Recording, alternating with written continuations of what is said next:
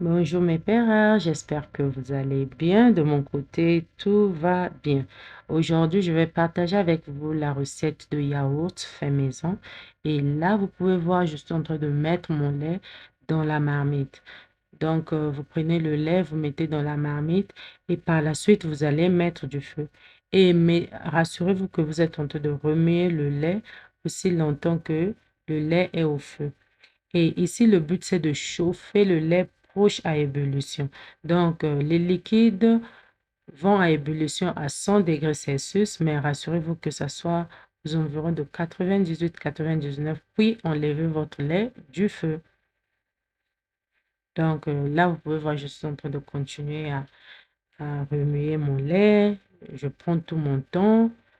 Ne grattez pas trop le fond de la marmite parce que ça risque de faire remonter le lait brûlé dans votre marmite. Et surtout, ne laissez pas aussi le lait reposer parce que ça crée une couche en fait au-dessus de la marmite.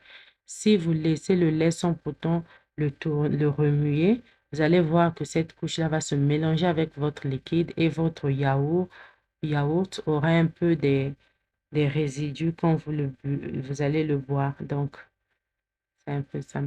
Et là, vous allez voir que je suis en train de remuer. En tout cas, j'aime bien cette option parce que quand vous n'avez pas une yaourtière, au moins vous pouvez faire du yaourt naturel à la maison que vos enfants peuvent prendre vous-même. En tout cas, c'est très bon. Et très souvent, je ne mets pas trop d'arômes dans mon yaourt parce que je préfère que ça ait un goût naturel. Et voilà pourquoi je ne mets que du sucre. Donc là, je suis en train de remuer. Je trouve que c'est prêt. Je vais l'enlever du feu. Donc ici, j'ai laissé le lait se refroidir encore.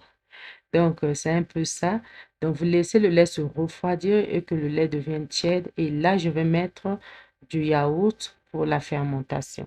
Donc, ce yaourt que je venais de mettre là va me permettre de fermenter et je vais avoir mon yaourt fait maison. Donc là, je vais remuer correctement, puis couvrir pour 9 heures.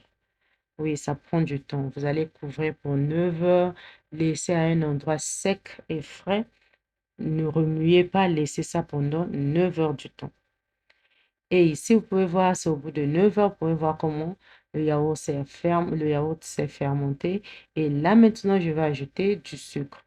Le sucre, en tout cas, c'est votre préférence parce que je sais qu'il y a des gens qui prennent même du yaourt sans sucre. Donc, ici, je le mets un tout petit peu. Et je vais remuer pour m'assurer que mon yaourt est sucré. Donc là, tellement que le récipient est tellement grand, je vais le mettre dans un petit récipient pour vous montrer. Donc là, vous pouvez voir, j'ai mis dans un petit récipient et je vais utiliser le fouet. Ce que je devrais d'ailleurs faire quand j'étais en train de refroidir le lait, mais je n'avais pas utilisé le fouet parce que cette marmite-là ne supporte pas le fouet. Donc voilà mon yaourt, vous pouvez voir le produit fini, il est très bon.